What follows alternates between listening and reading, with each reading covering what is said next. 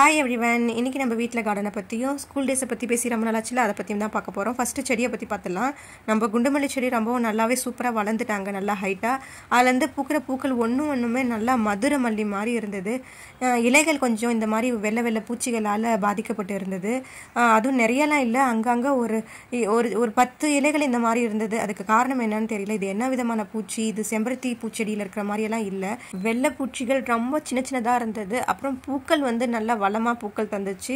ஒரு மொட்டுக்களுமே அவ்வளோ பெருசா இருந்தது, சூப்பரா இருந்தது, வாசம் தாங்கல. தினமும் நிறைய பூக்களை பறிச்சோம். அப்புறம் அப்பா புதுசா மல்லிகை பூச்செடி வாங்கிட்டு வந்தாங்க. அதுல இருந்து பூத்த பூக்கள் தான் இந்த பூக்களும்.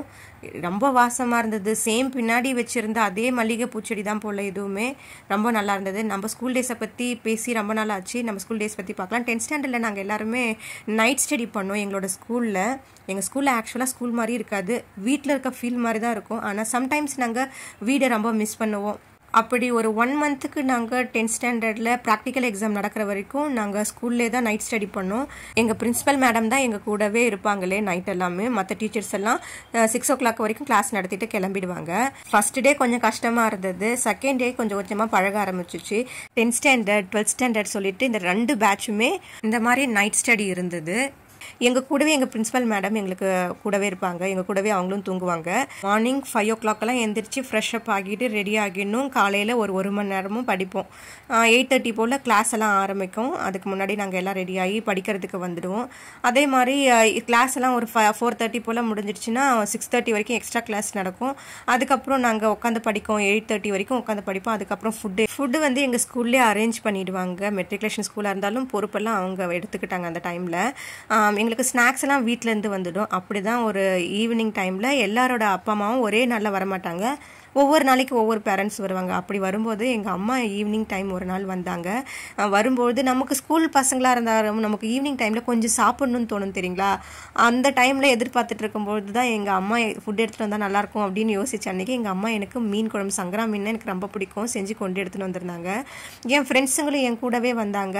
அம்மா எனக்கு ஊட்டி விட்டோடனே அவங்களுக்கும் ஊட்டி விட ஆரம்பிச்சிட்டாங்க. பசங்கள்லாம் அழ ஆரம்பிச்சிடுச்சிங்க. ஏன்னா அவங்களும் அவங்க வீட்டில் ஒரே ஒரு பசங்களாக இருப்பாங்க. அப்புறம் வீட்டில் பெரிய பொண்ணாக இருப்பாங்க.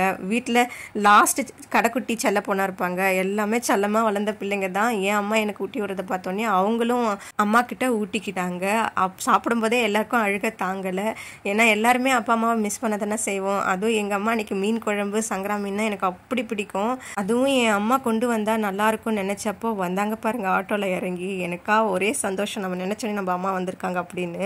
அம்மாவை பார்த்தோன்னே எப்படியெல்லாம் இருந்தோம் வீட்டில். நமக்கு தலை பின்னி விடுறதுலேருந்து தினமும் ஊட்டி விடுறதுலேருந்து நமக்கு எல்லா பணிவிடைகளும் அம்மா செய்திருந்தாங்க.